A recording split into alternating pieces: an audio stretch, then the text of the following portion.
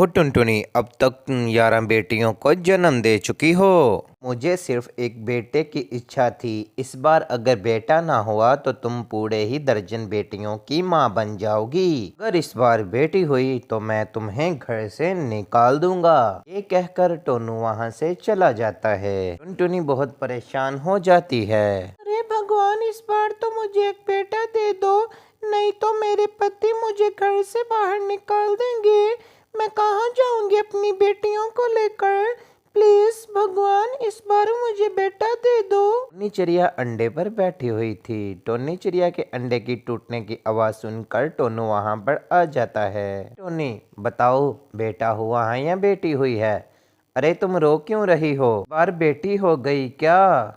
टोना जी, मुझे बेटी हो गई है। अरे तुमसे शादी करके तो मैंने बेटियां ही ली हैं। बेटे के चक्कर में मैंने तुमसे 12 बेटियां ले ली हैं। तुम्हारा मैं क्या करूं? मैं तुम्हें छोड़कर हमेशा हमेशा के लिए जा रहा हूं। अपनी बेटियों को तुम खुद ही संभालना। मुझसे नहीं होते इनके चोंचले। ले तो इनको पढ़ाना पड़ेगा, फिर इनका जहेज जमा करना पड़ेगा, फिर इनकी शादी करनी पड़ेगी। अरे बाबा, ये सब कुछ मुझसे नहीं होता। कहकर टोना वहां से चले जाता है। टोनी चिड़िया बहुत ही दुखी हो जाती है। भगवान, मैं क्या करूं? मेरे तो पति भी मुझको छोड़कर चले गए।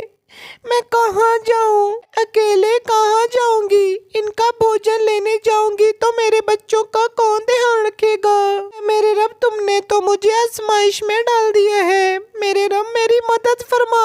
एक बेटी बहुत ही समझदार थी और वो अपनी मामा को कहती है, माँ जी, आप परेशान मत हो, मैं अपनी बहनों का ख्याल रखूंगी। आप जाइए भोजन की तलाश में। आप जब आएंगी हम तभी दरवाजा खोलेंगे। मेरे प्यारे बच्चों, तुम्हें कैसे मालूम होगा कि मैं दरवाजे पर आ गई हूँ? जी, हम एक पर्सनल कोड रख लेते हैं। आप दरवाजे पे आएंगी तो आप ये बोलिएगा, अरे बच्चे दरवाजा खोलो, मम्मी है आई। हम समझ जाएंगे कि हमारी माँ आ गई है। ठीक है मेरे प्यारे बच्चों, मैं जाती हूँ। चिड़िया अपने बच्चों का भोजन लेने के लिए चली जाती है। में वो अपने टोने को देखती है जो चील के हत्थे चढ़ के चील ने उसे मार दिया था। वहाँ पर खूट खूट के रोने लगती है। टोना जी, मैंने आपका बोला भी था ना, अब कहाँ चले गए हमें छोड़ के?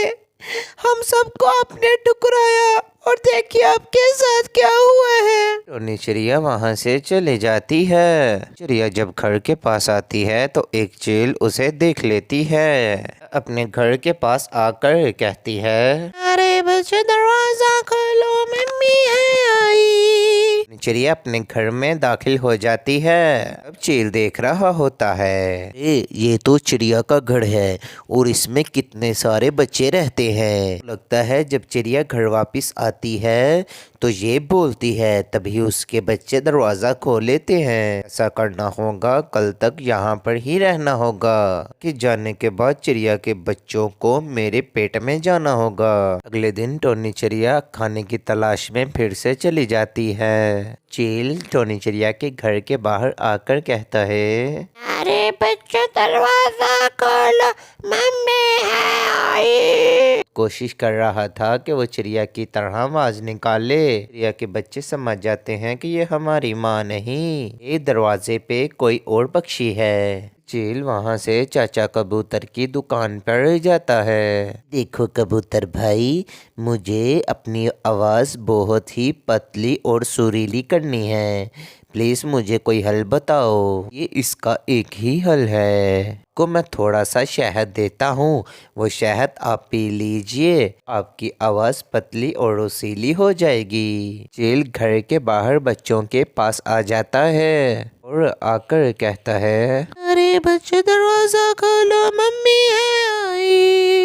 लगता है कि मम्मा आ गई है। मम्मा को अंदर बुलाना पड़ेगा। वो चील अंदर आ जाता है। अरे आज तो बहुत सारा भोजन मिला है मुझको खाने को। आज तो मैं खूब पेट भर के खाऊंगा। इस चील अंकल, हमें ना खाए, हम तो बच्चे हैं। ये हमारा बाप भी नहीं है, हमारा उड़कर चला गया श्रीलंका, हमें ना खाए। तुम मेरा शिकार हो, अगर मैं तुम्हें ना खाऊंगा तो मेरी भूख कैसे मिटेगी। चील कुछ बच्चों को खा लेता है और कुछ को जख्मी कर देता है। वहाँ से चले जाता है। टोनी चिड़िया जब वापस घर में आती है, सब वो देखकर हैरान हो जाती है और सदमे से मर जाती है।